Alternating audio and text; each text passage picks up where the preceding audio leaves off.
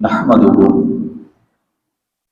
نحمده ونصلي ونسلم على رسوله النبي الكريم المكين الحنين الرحيم. أما بعد، أعوذ بالله من الشيطان الرجيم. بسم الله الرحمن الرحيم. يا أيها الذين آمنوا ادخلوا في السلم كافة، وكما قال الله تبارك وتعالى في شأن حبيبه: إن الله وملائكته يصلون على النبي يا أيها الذين آمنوا صلوا عليه وسلموا تسليما. اللهم صل على سيدنا ومولانا محمد رسوله النبي الأمي وعلى آله وأصحابه وذريته أجمعين. مولاي صل وسلم دائما أبدا على حبيبك خير خلق كلهم محمد سيد الكونين والثقلين والفریقین من عرب ومن اعجم. اللہ رب العزت کی ذات کی حمد و ثنا اور آقا کریم تاجدار کائنات وجہ تخلیق کائنات حضور سیدنا احمد مجتبیٰ محمد مصطفیٰ صلی اللہ علیہ وسلم کی عظیم اعلیٰ اور عرفہ بارگاہ اقدس میں ہدیہ درود و سلام کے بعد اللہ رب العزت کی ذات کا لاکھ لاکھ شکر ادا کرتے ہیں کہ جس نے ہمیں تاجدار کائنات صلی اللہ علیہ وسلم کی امت میں پیدا فرمایا، اور اللہ رب العزت کی ذات کا بے پناہ فضل و کرم اور لطف و احسان کہ جس نے ہمیں آج ایک مرتبہ پھر یہ توفیق عنایت فرمائی کہ ہم اس کی بارگاہ اقدس میں حاضر ہوں اور نماز جمعہ ادا کریں. باری تعالیٰ ہمارا آنا جانا اور نماز جمعہ ادا کرنا اپنی بارگاہ اقدس میں قبول اور منظور فرمائے، اور اللہ رب العزت کی ذات جمعۃ المبارک کے جملہ فیض و برکات سے ہم سب کو مالا مال فرمائے. حاضرین و سامعین گرامی قدر، ہمارے آج کا جو جمعہ کی گفتگو کا عنوان ہے وہ ہے محبت، رواداری، فراخی اور تعلیمات صوفیہ. اللہ رب العزت کی ذات نے ارشاد فرمایا، سورہ البقرہ اس کی آیت نمبر 208 ہے، 208. فرمایا یا ایھا الذین آمنوا، اے ایمان والو، ادخلوا فی السلم کافہ، پورے کے پورے اسلام میں داخل ہو جاؤ. یہ اس آیہ مبارکہ کا ترجمہ ہے. حاضرین و سامعین گرامی قدر، چونکہ ہمارا آج کا گفتگو کا عنوان تعلیمات صوفیہ کی روشنی میں ہے، تو ہم اپنی گفتگو کا باقاعدہ آغاز کرتے ہیں. آغاز کرنے سے پہلے ایک چیز ہمیشہ ذہن میں رکھیں کہ تعلیمات صوفیہ کبھی بھی اللہ رب العزت کی ذات کے فرامین، قرآنی احکامات یا رسول اقدس صلی اللہ علیہ وسلم کے جو فرامین ہیں، جو ان کی سنتیں ہیں، ان کی مخالفت میں ان کی تعلیم اور ان کا رویہ نہیں ہوتا. ہمیشہ صوفیہ کی تعلیمات، ان کا اخلاق، ان کے طریقہ کار اور ان کے جو اسباق ہیں وہ ہمیشہ اسی مطابقت میں ہوتے ہیں جو قرآن کا حکم ہے یا فرمان مصطفیٰ صلی اللہ علیہ وسلم کا حکم ہے. حاضرین و سامعین گرامی قدر، صوفیہ کرام اور اولیاء اعظام، ان کی زندگیوں کا اگر جائزہ لیا جائے تو یہ معلوم ہوتا ہے کہ یہ جتنی شخصیات تھیں، اولیاء، صلحاء، صالحین، صوفیاء، یہ اپنے اپنے زمانوں میں، اپنے اپنے ادوار میں جو جمیع مخلوق تھی یا مختلف مذاہب تھے یا مختلف مسالک تھے یا مختلف مکاتب فکر تھے، ان کے مابین جو جنگیں ہوتی رہی ہیں، ہمیشہ اولیاء اور صوفیاء ان جنگوں کو ختم کراتے رہے ہیں، اور یہ جو ایک دھرتی ہے، یہ جو زمین ہے، اس زمین کو، اس دھرتی کو محبت سے، برداشت سے، رواداری سے، امن سے اور بقائے باہمی کا پیغام دیتے ہوئے وسعت اور فراخ دلی کی چراغ جلاتے رہے۔ یہ ان کی صفات رہی۔ جیسے مثال کے طور پہ آج ایک بحث چل رہی ہے کہ عالم افضل ہے یا سید افضل ہے، یہ ایک بحث چل رہی ہے اور یہ لا حاصل ہے۔ جتنی مرضی بحث کر لیں، حاصل اصول کچھ نہیں ہے۔ کوئی فرض کریں اگر عالم افضل ہے تو پھر کیا نتیجہ نکلے گا؟ اگر سید افضل ہے تو پھر کیا نتیجہ نکلے گا؟ یا پھر یہ اختلافات ختم ہو جائیں گے؟ ممکن نہیں ہے، ایسا نہیں ہو سکتا۔ تو یہ جو لا حاصل بحثیں ہیں، جو لا حاصل تکرار ہے، جو گفتگو ہے، جو عقائد کے معاملے میں مختلف اختلافات کو لے کے لوگ آپس میں الجھتے رہتے ہیں، اولیاء اور صوفیاء اس بحث کو ختم کرتے رہے ہیں، ان جنگوں کو ختم کرتے رہے ہیں۔ یہی اولیاء اور صوفیاء تھے، انہی کی تعلیمات کے نتیجے میں ان ادوار میں ایسی تہذیب نے جنم لیا کہ جس تہذیب میں تمام مذاہب کے جو پیروکار ہیں ان کو امن میں ملا، ان کو محبت میں ملی، ان کو وسعت بھی ملی، ان کو رواداری بھی ملی، ان کو آشتی اور سلامتی اور بقائے باہمی کا پیغام بھی ملا۔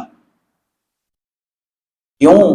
یہ جو ہستیاں تھیں، اولیاء تھے یا صوفیاء صلحاء تھے، ان کا کام دلوں کو جوڑنا رہا ہے۔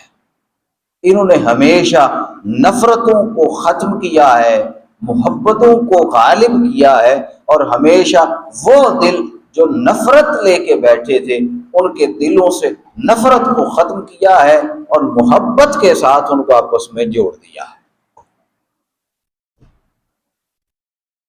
پھر ان ہستیوں نے اپنے اپنے ادوار میں اعمال صالحہ کے لیے کوشش کی ہے، اخلاق حسنہ، پھر اپنے اوصاف اور اپنے جو کمالات ہیں ان کے ذریعے بھی لوگوں کے دلوں میں جگہ بنائی،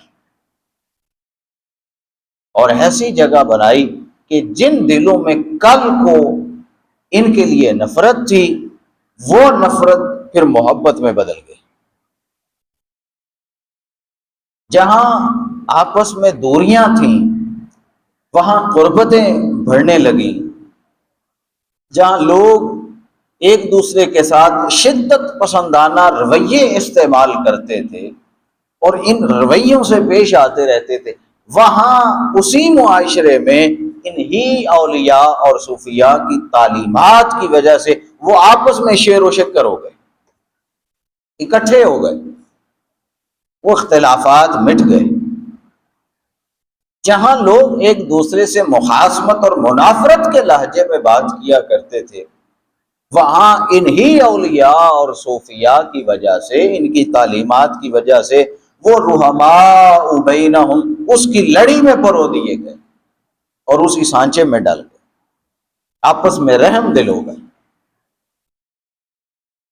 انہی اولیاء صلحاء صالحین نے اور صوفیاء نے اپنی تعلیمات اور اپنے کردار کے ذریعے وسعت اور کشائش کے چراغ جلائے، نفرت اور تنگ نظری کے چراغوں کو ختم کیا، انہوں نے سلامتی اور بھائی چارے کا پیغام دیا اور ایسا پیغام پھیلایا سلامتی کا، امن کا، بھائی چارے کا، کہ وہ جو شدت پسند رویے تھے ایک طرف وہ چلتے رہے، تکفیریت سوچ ایک طرف چلتی رہی، تکفیریت پر مبنی بولیاں وہ چلتی رہیں، اس معاشرے میں لوگ اسلام سے لوگوں کو خارج بھی کرتے رہے، وہ طریقہ بھی چلتا رہا، مگر یہ اولیاء صلحاء صالحین اور ائمہ امت یہ صبر کے ساتھ، تحمل کے ساتھ، برداشت کے ساتھ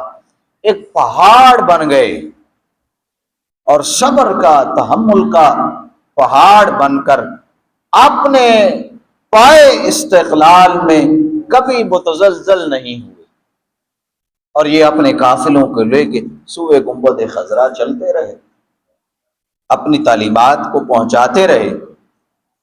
اگر آپ تاریخ کا مطالعہ کریں تو معلوم ہوگا کہ ایسا ایک دور امام اعظم ابو حنیفہ پر بھی آیا ہے۔ حضرت نعمان بن ثابت، جن کے ہم مقلد ہیں اہل سنت احناف، تو ہمارے جو امام ہیں امام اعظم ابو حنیفہ رضی اللہ تعالیٰ عنہ، ایسا زمانہ اور ایسا وقت ان پر بھی آیا ہے، انہیں بھی اسی شدت پسندی اور اسی تکفیریت کے رویے کا سامنا رہا ہے، اسی وجہ سے وہ جیل بھی گئے اور پھر ان کا جنازہ بھی وہیں سے اٹھا۔ یہی تکفیری سوچ اور شدت پسندانہ رویہ تھا کہ جو امام مالک رضی اللہ تعالیٰ عنہ وہ بھی اس کے زیر اثر آ گئے، انہوں نے بھی ان رویوں کو دیکھا، ان کو بھی ان رویوں کا سامنا کرنا پڑا، اور اتنا سامنا کرنا پڑا کہ وہ 25 سال تک اپنے گھر میں ہی قید ہو گئے، 25 سال تک اپنے گھر میں قید رہے، اور ان کو مسجد نبوی میں جمعہ کی نماز بھی ادا کرنے کا حق نہیں تھا، اتنی پابندی تھی سخت ان کے اوپر، اتنی اجازت نہیں تھی ملتی کہ وہ مسجد نبوی میں، حالانکہ مدینہ شریف میں رہتے تھے، اور یہ آج مسجد نبوی کا جو 21-22 نمبر گیٹ ہے، اس گلی میں ان کا گھر تھا، تو یہاں بالکل مسجد نبوی کے پاس اور قریب ہو کے 25 سال تک مسجد میں جمعہ کی نماز بھی ادا کرنے کی اجازت نہیں ملی، اور ایک داڑھی مونچھ ان کی مونڈی ہے، سر مونڈا ہے، اور ان کو گدھے پہ بٹھا کے پورا مدینہ شہر گھمایا، اسی تکفیری سوچ اور اسی متشدد رویے۔ پھر یہی وہ سوچ اور یہی متشدد رویہ تھا، یہی وہ تکفیریت تھی کہ جس نے امام محمد بن ادریس الشافعی ان کو عراق اور یمن سے نکلوایا۔ یہ میں بڑی بڑی مثالیں دے رہا ہوں ان لوگوں کی کہ جو ہمارے اہل سنت کے امام ہیں، یہ کوئی چھوٹی موٹی ہستیاں نہیں ہیں، آج امت ان کے فتاوی پر چلتی ہے، ان کی فقہ پر چلتی ہے، ان کی مثالیں دے رہا ہوں۔ فقہ شافعی جو ہے، ان کے امام محمد بن ادریس الشافعی، ان کو یمن سے، عراق سے اور مصر سے نکالا گیا، مصائب آئے، لیکن وہ اپنے رستے سے کبھی نہیں ہٹے۔ پھر امام احمد بن حنبل تھے، اپنی فقہ کے امام ہیں، حنابلہ کے امام ہیں، تو وہ امام فقہ ہو کر، اتنے بڑے عالم دین اور فقیہ ہو کر، ان کو بھی جیل جانا پڑتا ہے، کوڑے کھانے پڑتے ہیں، وہ جیل بھی جاتے ہیں، کوڑے بھی کھاتے ہیں، مگر استقامت کا پہاڑ بنے رہتے ہیں، اور اپنی سیرت، اپنے کردار کے ساتھ وہ نفرت کو ختم کرتے ہیں اور محبت کا پرچار کرتے ہیں، وہ اس معاشرے سے تکفیری سوچ اور شدت پسندی کا خاتمہ کرتے ہیں۔ حضرت باجدید بسطامی کو دیکھ لیں، انہیں بسطام شہر سے نکالا گیا، 7 مرتبہ انہوں نے کوشش کی اپنے ملک، اپنے وطن، اپنی سرزمین پر واپس آنے کی، 7 مرتبہ کوشش کی گئی، لیکن ان کو ان کے وطن میں داخل نہیں ہونے دیا گیا، ان کی زمین میں داخل نہیں ہونے دیا گیا، ان کے شہر آنے نہیں دیا گیا۔ حضرت ذوالنون مصری کو دیکھ لیں، ان کو بھی قید کیا گیا، زندیق کا فتویٰ دیا گیا ان کے اوپر۔ حضرت سمنون محب عربی کو دیکھ لیں، ان پر کفر کے فتوے لگے۔ پھر حضرت سہل بن عبداللہ الدستری، ان کو دیکھ لیں، ان کی معرفت کا عالم یہ ہے کہ ان کی کتاب کے بغیر کسی تصوف کی کتاب کی تکمیل ہی نہیں ہوتی، اتنے بڑے صوفی تھے، اور ان کے اقوال کے بغیر، ان کی تعلیمات کو حاصل کیے بغیر ولایت کا سفر ہی طے نہیں ہوتا، اتنے بڑے صوفی تھے۔ ان پر بھی دفتر کی سرزمین کو بند کر دیا گیا، اپنی زمین سے ہجرت کرنی پڑی، ان پر بھی کفر کے فتوے لگے، انہیں قید کر کے بصرہ لایا گیا اور وہاں ان کی شہادت ہوئی۔ اسی طرح حضرت جنید بغدادی کو دیکھیں، حضرت فضیل بن عیاض کو دیکھیں، شیخ ابو بکر شبلی کو دیکھیں، حضرت غوث ابو مدین المغربی کو دیکھیں، حضرت تاج الدین سبکی کو دیکھیں، شیخ اکبر محی الدین ابن العربی کو دیکھیں، ان سب کے اوپر بھی کفر کے فتوے لگے، سب کے اوپر کفر کے فتوے لگے۔ آج تک مسلمان طبقہ کئی ایسے اولیاء کے اوپر کفر کے فتوے لگا رہا ہے، آج تک لگ رہے ہیں، لیکن کیا ہوا کہ انہوں نے اپنی سیرت سے، اپنے کردار سے ایک جہان کو روشن اور منور کیا، اللہ کی ذات نے ان کے نام کو زندہ رکھا۔ انہوں نے وہ جو تکفیری سوچ تھی، انہوں نے اس تکفیری سوچ کا خاتمہ کیا، شدت پسندی کا خاتمہ کیا، اور انہوں نے محبت کے چراغ جلائے۔ شیخ ابو الحسن شاذلی، ان پر کفر کے فتوے لگے، انہیں بے گھر کیا گیا، اور جب وہ اپنے گھر، اپنے وطن آنے کی کوشش کرتے ان پر پتھراؤ کیا جاتا۔ پھر آس پاس کی جو ریاستیں تھیں، ان گورنروں کو بتایا گیا کہ ایسا ایک شخص ہے، اگر آئے تو ان پر پتھراؤ کیا جائے۔ مصر کی طرف گئے تو وہاں بھی ان کے اوپر پتھراؤ کیا گیا۔ اگر جہاں وہ پناہ لیتے، جس علاقے اور جس زمین میں وہ ہجرت کرتے اور جانا چاہتے، وہیں ان پر پتھر برسائے جاتے، ان کو اس زمین سے نکال دیا جاتا، یہاں تک کہ انہوں نے ایک کشتی لی اور وہ کشتی کے اوپر بیٹھ کے سمندر میں رہنے لگے، اور انہوں نے اپنی ساری زندگی کشتی میں بیٹھ کے سمندر میں گزار دی، اور اپنی معروف تصوف کی کتاب حزب البحر وہ اسی کشتی میں بیٹھ کے لکھی، اسی کشتی میں بیٹھ کے لکھی۔ وہ کتاب آج اولیاء، صلحاء، صالحین اور سلف سلوک و تصوف کی راہ پر چلنے والے جتنے لوگ ہیں، ان سب کا وظیفہ ہے وہ کتاب جو انہوں نے حزب البحر لکھی کشتی میں بیٹھ۔ تو یہ ان اولیاء کا معاملہ رہا ہے۔ آج کا دور بھی ایسا ہی ہے، آج کے دور میں بھی اہل اللہ پر فتوے لگتے ہیں، کفر کے فتوے لگتے ہیں۔ یہ ایک لوگوں کا تکفیری سوچ کا، متشدد رویے کا ایک مشغلہ ہے، ان کا مشرب ہے، ان کا معمول ہے کہ جو حق بات بیان کرے اس کے اوپر فتوے لگا دو۔ ہم نے اس سوچ کو ختم کرنا ہے، ہم نے اس نفرت کو ختم کرنا ہے، ہم نے اس مخاصمت کو ختم کرنا ہے، ہم نے صبر کا پیغام دینا ہے، ہم نے ہمت کا پیغام دینا ہے، برداشت کا، تحمل کا، رواداری کا، بردباری کا، سخاوت کا، یہ سارے دروس ہم نے دینے ہیں۔ اگر کوئی ہمیں گالی بھی دے دے، ہمیں اس کے ساتھ بھی اچھا سلوک کرنا ہے۔ اگر کوئی ہمارے ساتھ ظلم اور زیادتی کر دے، ہمیں اس کے ساتھ بھی اچھا سلوک کرنا ہے، ہمیں معاف کرنا ہے انسانوں کو۔ دو لڑائی جھگڑا کرتے ہوئے لوگوں کو آپس میں ملانا ہے، نہ کہ ان کو پھوڑنا ہے۔ ہمارا بھی یہی طریقہ ہونا چاہیے۔ وہ جو لوگ جن کے اوپر اس وقت، اس زمانے کے لوگوں نے کفر کے فتوے لگائے، ان کی تعلیمات کو نہیں دیکھا، پھر ایک زمانہ آیا کہ جب وہ اس دنیا سے چلے گئے، رخصت ہو گئے، تو ان کی رخصتی کے بعد ان کی قبروں پر جا کے بیٹھ کے ان سے فیض لینے لگے، پھر ان کی قبروں سے فیض لینے لگے۔ آج تک وہ فیض دے رہے ہیں۔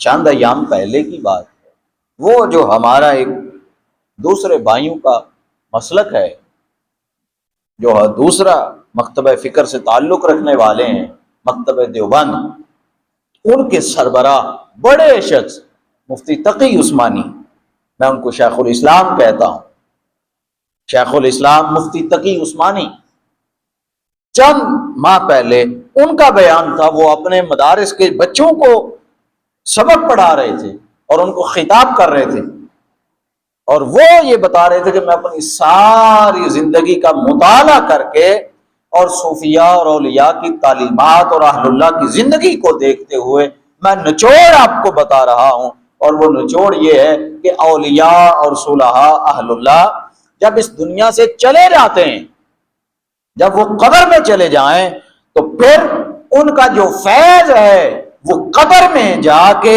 دنیا میں رہنے سے زیادہ بڑھ جاتا ہے۔ قبر میں جا کے ان کا فیض کم نہیں ہوتا، بلکہ جب اولیاء اور صلحاء یا اہل اللہ قبر میں چلے جاتے ہیں تو ان کا فیض بڑھ جاتا ہے، وہ زیادہ فیض دیتے ہیں۔ یہ کہنے والے کون؟ مکتبہ دیوبند کے سربراہ مفتی تقی عثمانی، جو ہمارے اوپر شرک کے فتوے لگاتے تھے کسی وقت کہ یہ درباروں پر جاتے ہیں، مزاروں پر جاتے ہیں، جا کے فیض لینے کی باتیں کرتے ہیں، یہ شرک ہے، ہمارے اوپر شرک کے فتوے لگاتے تھے۔ آج وہ خود مان رہے ہیں کہ اولیاء صلحاء صالحین جب اس دنیا سے چلے جائیں تو پھر اپنی قبر میں جانے کے باوجود ان کا فیض کم نہیں ہوتا، بلکہ دنیا میں رہنے کی بجائے قبر میں جاتے ہوئے زیادہ بڑھ جاتا ہے، فیض زیادہ ہو جاتا ہے۔ یہ ان کی ایک سوچ تھی اور یہ ایک ان کا پیغام تھا۔ ہمیں بھی معلوم ہے، ہم نے بھی مشاہدے کیے، ہم نے بھی دیکھا ہے کہ جب اس دنیا سے کوئی چلا جائے تو پھر اس کا فیض دنیا سے جانے کے بعد بڑھ جاتا ہے۔ آپ ایک سادہ سی مثال امام بخاری کی لے لیں، یہ کھڑکی بند کر دیں ذرا ٹائم نظر آ جائے۔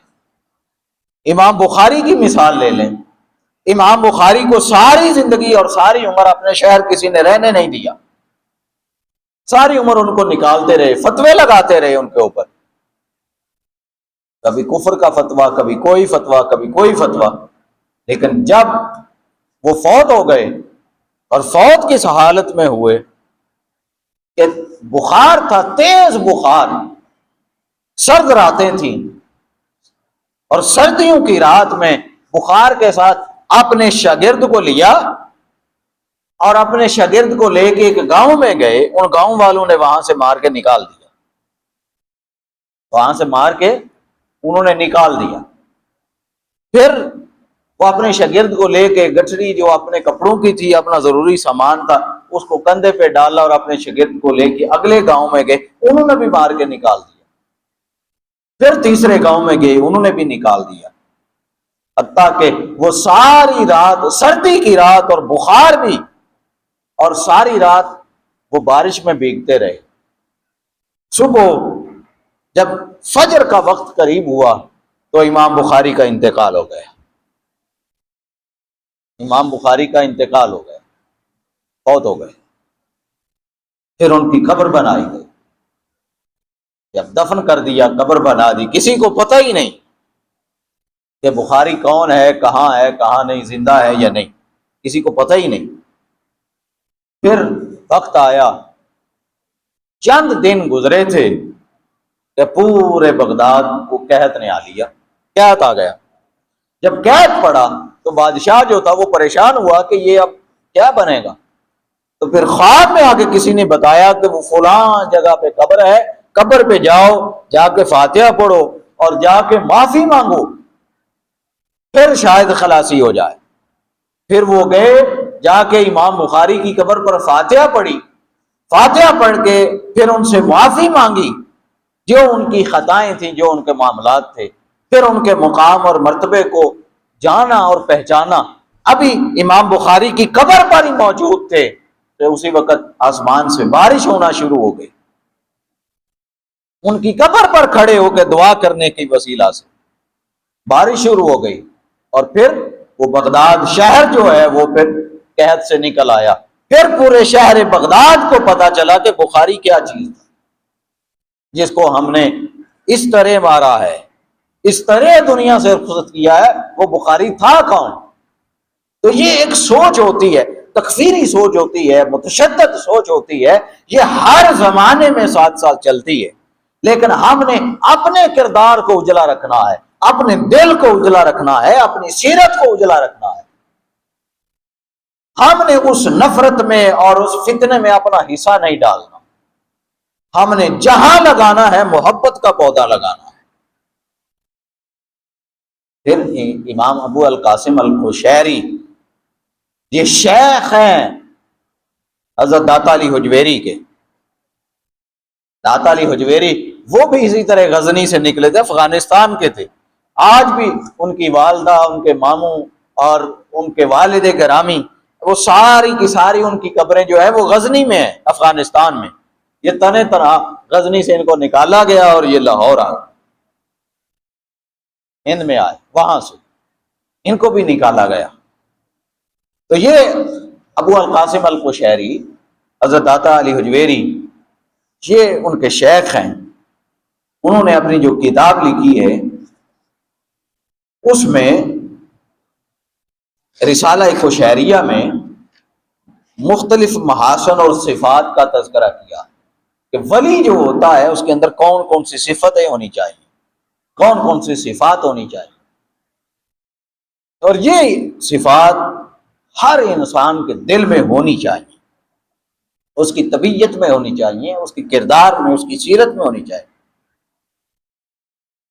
وہ فرماتے ہیں 8 خصلتیں ہیں جو انسان میں ہونی چاہیے، اور یہ 8 خصلتیں جب پیدا ہوں تو اللہ رب العزت کی ذات ولایت عطا کر دیتی ہے، ولی بن جاتا ہے انسان۔ پہلی خصلت وہ فرماتے ہیں سخا کی ہے۔ سخا پہلی صفت کہ یہ خصلت ہونی چاہیے انسان میں، کہ جب تک انسان سخی نہیں ہو جاتا تب تک وہ اپنی طبیعت کو بوجھل رکھ سکتا ہے۔ جب تک فیاض نہ ہو جائے، سخی نہ ہو جائے، طبیعت میں سخاوت پیدا نہ کر لے، تب تک وہ شخص کبھی بھی اولیاء کی صف میں شامل نہیں ہو سکتا، وہ ولی نہیں بن سکتا۔ وہ فرماتے ہیں کہ یہ میں اپنی طرف سے نہیں کہتا، بلکہ یہ ابراہیم علیہ السلام کو اللہ رب العزت کی ذات نے یہ فضیلت دی اور یہ عادت ان کی تھی، اور وہ اتنے سخی اور فیاض تھے کہ انہوں نے کبھی اپنا کھانا بھی اکیلے نہیں کھایا، کبھی اکیلے کھانا نہیں تھا کھایا، ہمیشہ کسی کا انتظار کرتے اور کسی کو ساتھ ملا کے کھانا کھاتے، اکیلے تنہا کبھی کھانا بھی نہیں کھایا۔ اتنے وہ سخی تھے، اتنے فیاض تھے۔ اللہ کی ذات نے ارشاد فرمایا وَمِمَّا رَزَقْنَاهُمْ يُنْفِقُونَ، اور جو کچھ ہم نے ان کو عطا کیا ہے اس میں سے ہماری راہ میں خرچ کرتے۔ اب سخی اور لجبال جو ہوتے ہیں وہ جو کچھ خرچ کرتے ہیں وہ وہی ہوتا ہے جو اللہ کی ذات ان کو عطا کرتی۔ بڑی توجہ طلب بات ہے جو میں کہہ رہا ہوں۔ ينفقون ہے نا، اس میں مال کا تذکرہ نہیں ہے۔ یہ جو مال ہم نے پورا عبارت کو آپ دیکھیں وَمِمَّا رَزَقْنَاهُمْ يُنْفِقُونَ، پوری عبارت میں کہیں مال کا ذکر نہیں ہے۔ فرمایا جو کچھ ہم نے ان کو عطا کیا وہ اس میں سے خرچ کرتے ہیں۔ باری تعالیٰ کیا کیا تو عطا کرتا ہے؟ فرمایا پہلی بات تو یہ کہ میں مال دیتا ہوں، اور جو لوگ مال میری راہ میں خرچ کرتے ہیں۔ دوسرا، کسی کے دل کو میں نے فیاض بنا دیا ہے، وہ دل کی فیاضی کو بانٹتے ہیں، وہ سخی ہیں، وہ دل کے سخی ہیں، وہ سخاوت کو بانٹتے ہیں۔ پھر کسی کو مزاج اور اخلاق اچھا دیا ہے، وہ مزاج اور اخلاق کی سخاوت کرتے ہیں۔ کسی کو علم میں فیاضی دی ہے، وہ علم تقسیم کرتا رہتا ہے۔ جسے علم دیا ہے وہ علم کو خرچ کرے، جس کو اخلاق دیا ہے وہ اخلاق کو خرچ کرے، جس کو میانہ روی دی ہے وہ میانہ روی کو خرچ کرے، جسے افضل اور اعلیٰ رتبہ دیا ہے وہ اپنی افضلیت اور اعلیٰ مرتبت کو خرچ کرے۔ پھر جس کو تفقہ فی الدین دیا ہے دین کا فہم دیا ہے، تفقہ دیا ہے، وہ اپنا فہم خرچ کرے۔ جس کو ولی بنایا ہے وہ اپنی ولایت کے خزانے تقسیم کرے، اس کے رنگ تقسیم کرے۔ جس کو عارف بنایا ہے وہ اپنا ولایت کا عرفان تقسیم کرتا پھرے۔ جس کو غوث الوقت بنایا ہے وہ اپنی غوثیت کے رنگوں کو تقسیم کرتا چلا جائے۔ جسے معلم بنایا ہے وہ علم کے دریا بہاتا چلا جائے۔ جس کو محقق بنایا ہے وہ اپنی تحقیق کا فیض عام کرے، اور جس کو مجدد بنایا ہے وہ تجدید میں سب کو شریک ٹھہرا لے۔ یہ سارا ینفقون میں آتا ہے کہ جس کو جو عطا کیا ہے وہ وہی تقسیم کرے، جو عطا کیا ہے وہ تقسیم کرے۔ پھر اس کا دوسرا درجہ رضا ہے، یا ایتھا النفس المطمئنہ ارجعی الی ربک راضیۃ مرضیہ، اے اطمینان پانے والے نفس اپنے رب کی طرف اس حالت میں پلٹ کر آ کہ تو اس سے راضی ہو اور وہ تجھ سے راضی ہو۔ اب راضی رہنے کا مطلب یہ نہیں ہے کہ جب اس نے کچھ عطا کیا، کچھ اس سے ملا تو اس سے راضی ہو گئے، جب اس نے واپس لے لیا تو ناراض ہو گئے۔ نہیں، اللہ کی ذات فرماتی ہے بھئی میں تجھے عطا کروں تب بھی تیرا دل راضی رہے، اور جب تجھ سے لے لوں تب بھی تم مجھ سے اسی طرح راضی رہے۔ یہ نفس مطمئنہ ہے۔ پھر تیسری جو خصلت ہے وہ صبر کی ہے۔ اللہ کی ذات نے فرمایا ان اللہ مع الصابرین، اللہ ہمیشہ صبر کرنے والوں کے ساتھ ہوتا ہے۔ تو مختلف معاملات جو معاشرے میں پیش آتے ہیں، ہر معاملے میں جو آپ کو ناپسندیدہ لگتا ہے اس کے اوپر صبر کرنا ہے۔ پھر الاشارہ ہے، یہ ایک کیفیت ہے، یہ حضرت زکریا علیہ السلام کی عادت تھی کہ وہ اللہ کی رضا کا لباس پہن لیتے ہیں، صبر ان کو مل جاتا ہے، اور پھر وہ جو رموز اور اسرار کی وادیاں ہیں ان وادیوں میں جب سفر کرنا شروع کرتے ہیں تو اللہ کی ذات اپنے اشارے ان کو دکھاتے ہیں۔ پھر خلوت ہے، جب انسان اپنے من کو دیکھنا چاہے تو وہ خلوت اختیار کرے، تنہائی اختیار کرے، خلوت نشین ہو جائے، اور خلوت نشینی میں پھر اللہ کی ذات اپنے رنگ ان کو دکھائے گی۔ پھر اس میں ایک خرقہ ہے، وہ بھی اللہ کی ذات عطا کرتی ہے۔ خرقہ کسے کہتے ہیں؟ وہ لباس تقویٰ ہے۔ کیا ہے؟ لباس تقویٰ۔ یہ خرقہ سب سے پہلے اللہ کی ذات نے جس کو عطا کیا وہ حضرت موسیٰ علیہ السلام، یہ اونی لباس تھا۔ جس طرح وہ بیڑوں کے بال ہوتے ہیں، وہ بیڑوں کی کھال طرح کی، ان کے بالوں والے وہ ایک بنی ہوتی تھی چادر، اس کو کہتے تھے یہ اونی جبہ ہے، یہ اونی لباس ہے، یہ اولیاء کا لباس رہا ہے۔ اور سب سے پہلے اللہ کی ذات نے وہ لباس حضرت موسیٰ علیہ السلام کو عطا فرمایا، اس کو کہتے ہیں خرقہ خلافت۔ پھر اسی طرح وسیاحہ، یہ بھی ایک صفت ہے کہ زمین میں گھومنا اور پھرنا ہے۔ یہ حضرت عیسیٰ علیہ السلام کی طرف سے چلا۔ اللہ کی ذات نے ان کو فرمایا فسیروا فی الارض فانظروا کیف کان عاقبۃ المکذبین، اے عیسیٰ اس زمین پہ چلو اور پھرو، گھومو، سیر کرو، اور دیکھو ہم نے جھٹلانے والوں کا کیا حال کیا ہے، ان کا کیا انجام ہوا ہے۔ تو سیر و سیاحت یعنی ایک زمین سے دوسری طرف جانا، وہاں سے اگلی کی طرف ہجرت کرنا اور سیاحت کرنا، یہ بھی اللہ کی ذات نے اولیاء اور صوفیاء کے دلوں میں رکھا ہے۔ پھر فقر ہے، جو سب سے اہم بات، آٹھویں چیز وہ فقر ہے کہ آقا علیہ السلام کی جو سنت مطہرہ ہے اور آقا علیہ السلام کا ذاتی معمول ہے وہ یہ کہ آقا علیہ السلام اشارہ فرما دیں تو جس پہاڑ کی طرف اشارہ کر دیں وہ اسی لمحے سونے کا بن سکتا ہے۔ جتنا مال آقا علیہ السلام نے خود فرمایا کہ اللہ کی ذات نے زمین و آسمان کے تمام خزانوں کی کنجیاں میرے سپرد کر دی ہیں، واللہ یعطی انا قاسم، اللہ عطا کرنے والا ہے اور میں تقسیم کرنے والا ہوں۔ یعنی اللہ کی ذات نے ہر چیز اپنے محبوب کریم صلی اللہ علیہ وسلم ان کے ہاتھ مبارک میں دے رکھی ہے، ان کے دستے مبارک میں دے رکھی ہے، ان کے تصرف میں ہے، لیکن اس کے باوجود کبھی مہینہ مہینہ اور کبھی 15 دن آقا علیہ الصلوۃ والسلام کے گھر چولہا نہیں جلتا، کھانا نہیں بنتا۔ یہ اہل بیت کا اور آقا علیہ السلام کے گھرانے کا عالم کہ فقر کا عالم یہ ہے کہ کائنات کی ہر سہولت میسر ہو سکتی ہے، کائنات کی ہر چیز جو چاہیں، صرف چاہنے کی دیر ہے، زبان سے ہلانے کی بھی ضرورت نہیں، صرف دل میں خواہش آنے کی دیر ہے کہ کاش یہ ہو جائے، اللہ کی ذات مجھے یہ دے دے۔ اللہ کی ذات فی الفور پورا بھی کر سکتی ہے، ہر چیز مل سکتی ہے، اشارے کی ضرورت ہے، لیکن اس سب کی موجودگی کے باوجود، بے انتہا مال ہونے کے باوجود، مہینہ مہینہ اگر گھر میں چولہا نہ جلے تو آپ سمجھ لیں، تصور کریں کہ پھر فقر کا عالم آقا علیہ السلام کی زندگی میں کیا ہوگا کہ جہاں تاجدار انبیاء 3 دن تک بھوکے اور پیاسے رہیں، اپنے پیٹ پر پتھر باندھے۔ تو یہ فقر جو ہے، یہ آقا علیہ السلام کی سنت سے اولیاء کو طریقہ ملا ہے کہ سب کچھ رہتے ہوئے بھی خالی پیٹ رہنا، سارا کچھ پاس موجود ہو پھر بھی حالت فقر میں رہنا۔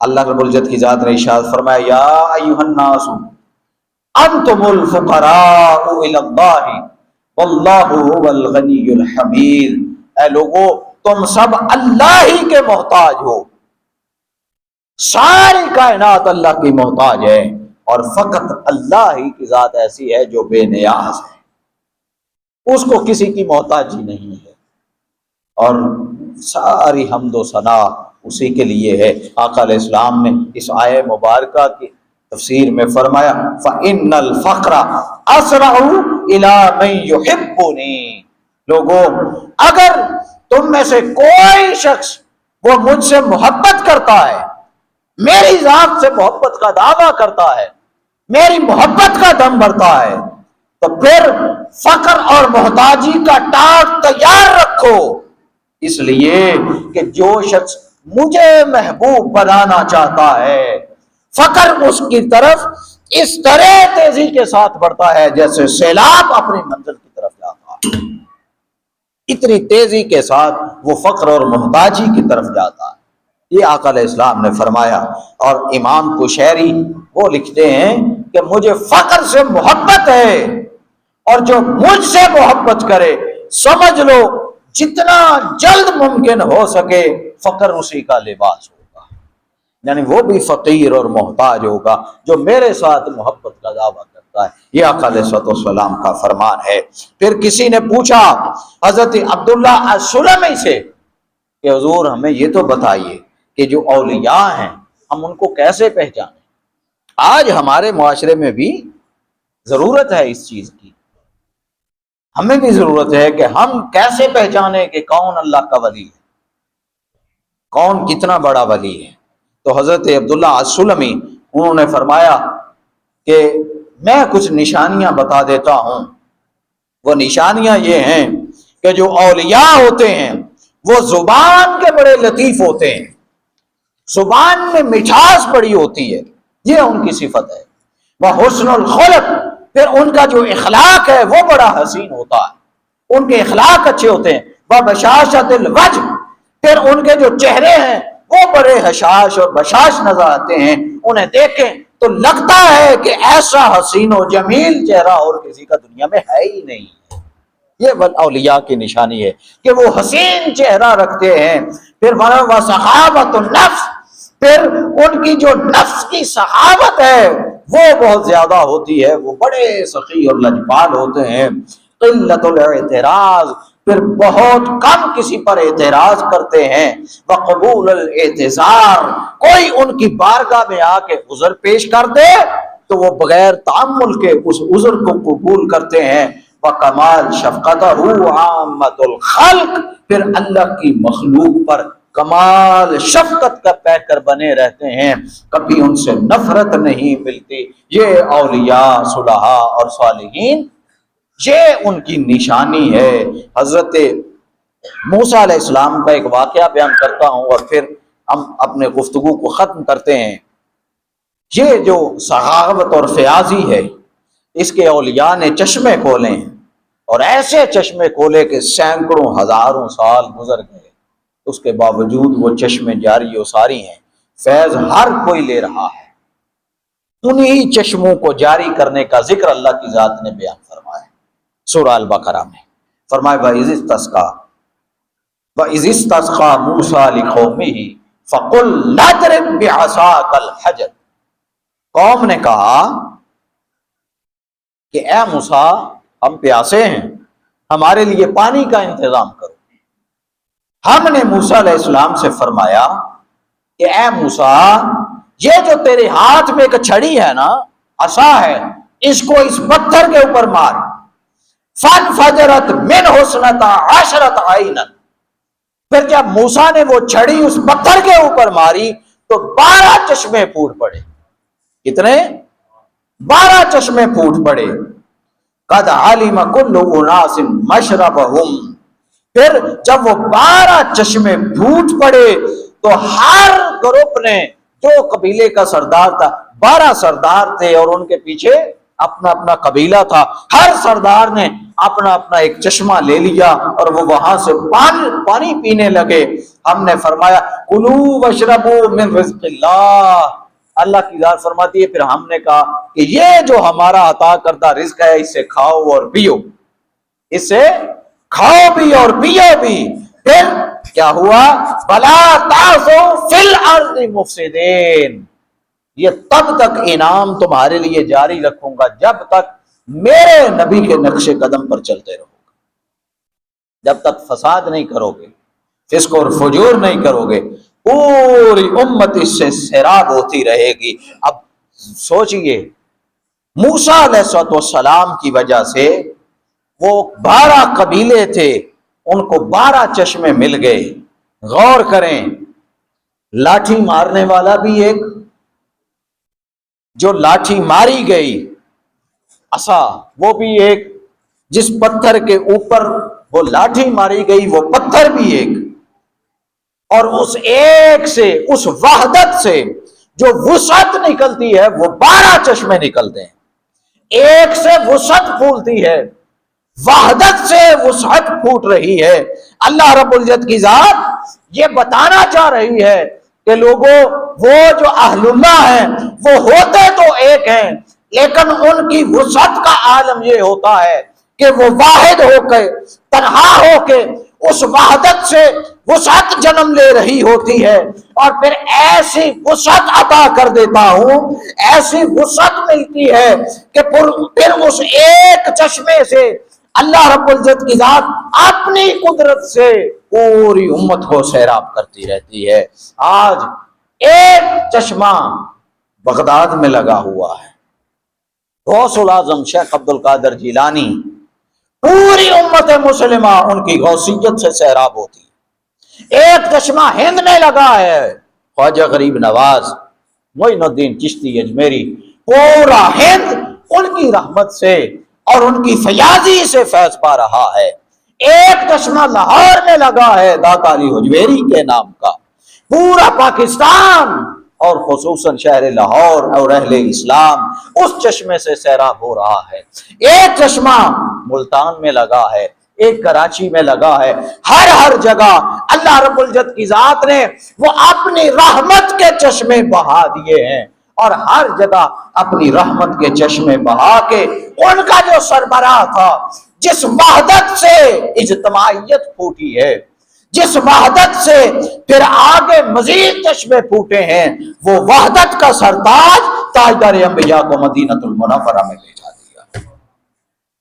وہ سردار ہیں، وہ چشموں کو نکالنے والے ہیں، اور یہ چشمے پھر امت کو سیراب کرنے والے ہیں۔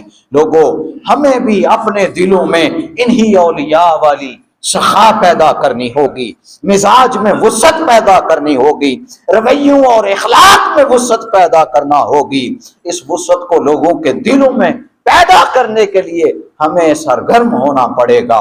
ہمارا مشرب امن ہے، سکون ہے، علم ہے، عزت ہے، سلامتی ہے، آشتی کا پیغام ہے۔ ہمارا مشرب دلوں کو پھوڑنا نہیں ہے، ہمارا مشرب دلوں کو جوڑنا ہے۔ اللہ رب العزت کی ذات ہماری صحیح کو اپنی بارگاہ اقدس میں قبول اور منظور فرمائے۔ اللہ کی ذات ہمارے وجود کو ایسا بنا دے کہ ہم جس طرف بھی جائیں ہدایت کے چراغوں کو جلاتے جائیں اور جاہلیت کو ختم کرتے چلے جائیں۔ یہی اسلام کی حقیقی تعلیمات ہیں اور یہی اسلام کا پرامن پیغام ہے اور یہی اسلام کا روشن چہرہ ہے۔ اللہ رب العزت کی ذات ہمیں اور ہماری اولادوں کو صدقہ جاریہ بنائے، اور اللہ رب العزت کی ذات کما حقہ اولیاء صلحاء صالحین اور سب سے بڑھ کر کریم آقا علیہ السلام کی سنتوں پر عمل پیرا ہونے والا بنائے۔ وما علینا الا البلاغ۔